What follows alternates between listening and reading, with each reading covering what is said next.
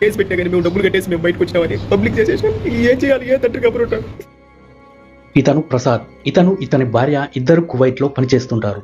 ఇతనికి ప్రసాద్ కువైట్ అనే YouTube channel కూడా ఉంది. ఇతను కువైట్ నుండి ఇండియాకి వచ్చి హత్య చేసి మళ్ళీ కువైట్ వెళ్ళిపోయాడు.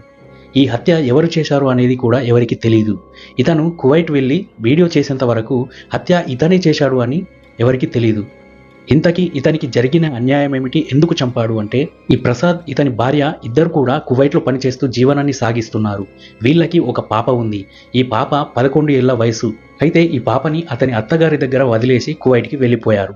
వాళ్ళ అత్త పరిస్థితి కూడా బాగలేకపోయేసరికి ఆ పాపని ఆమె చిన్న కూతురు దగ్గర ఉంచి ఆమె కూడా కువైట్కి వెళ్ళిపోయింది.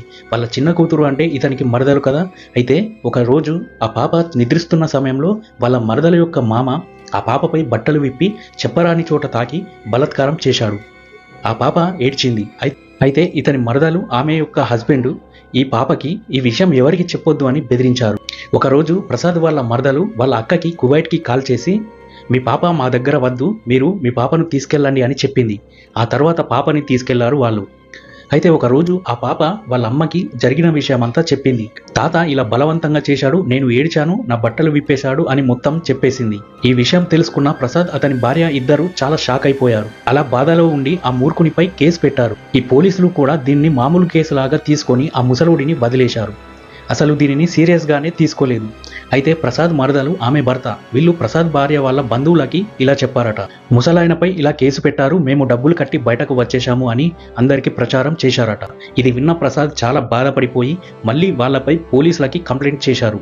మళ్ళీ పోలీస్ కంప్లైంట్ ఇచ్చారని వాళ్ళ మరదలు సూసైడ్ అటెంప్ట్ చేసింది. ఆమె సూసైడ్ ప్రయత్నం చేసిందని పోలీసు వాళ్ళు ప్రసాద్ భార్యకి వార్నింగ్ ఇచ్చారు. మీరు కువైట్ వెళ్ళొద్దు, ఆమెకు ఏదైనా అయితే మీరే బాధ్యత వహిస్తారు అని వార్నింగ్ ఇచ్చారు. తర్వాత కొద్ది రోజులకి ఆమె కోలుకుంది.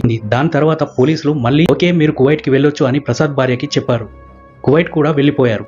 అయితే దీన్ని చాలా సీరియస్గా తీసుకున్న ప్రసాద్ పోలీస్ స్టేషన్లో కూడా మాకు న్యాయం జరగటం లేదని భావించిన ప్రసాద్ మరదలు వాళ్ళ బంధువులకి అలా ప్రచారం చేసేసరికి ప్రసాద్ కూడా చాలా డిప్రెషన్లోకి వెళ్ళిపోయి ఆ ముసలోడిని ఎలా అయినా చంపేయాలని గట్టిగా నిర్ణయం తీసుకున్నాడు. అనుకున్న వెంటనే అతని భార్యకి బంధువులకి ఎవరికి చెప్పకుండా కువైట్లో అతని కంపెనీలో 4 రోజులు సెలవు కావాలని చెప్పి పాస్పోర్ట్ తీసుకొని రిటర్న్ టికెట్ కూడా తీసుకొని అతని భార్యకి మాత్రం కువైట్లోనే వేరే ప్రాంతానికి వెళ్తున్నాను అని చెప్పి ఇండియాకి వచ్చి అతను అనుకున్న పనిని చేసి మళ్ళీ తిరిగి కువైట్కి వెళ్ళిపోయాడు. అతను వచ్చిన విషయం కూడా ఎవరికి తెలియదు. చాలా సీక్రెట్గా ఈ పనిని ముగించుకొని వెళ్ళిపోయాడు. పోలీసుల సమక్షంలో ఆ తప్పు చేసిన ముసలాడికి శిక్ష పడితే ఆ ప్రసాద్ ఈ రోజు అతన్ని చంపకపోయేది. చట్టాలు ఎవరికి చుట్టం కాకుండా వ్యవహరించి కఠిన చర్యలు తీసుకొని ఉంటే బాగుండేది. ఇతనికి తగిన న్యాయం జరిగేది, ఇంతవరకు వచ్చేది కాదు.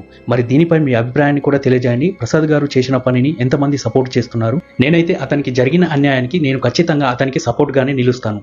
మరి మీరేమంటారు?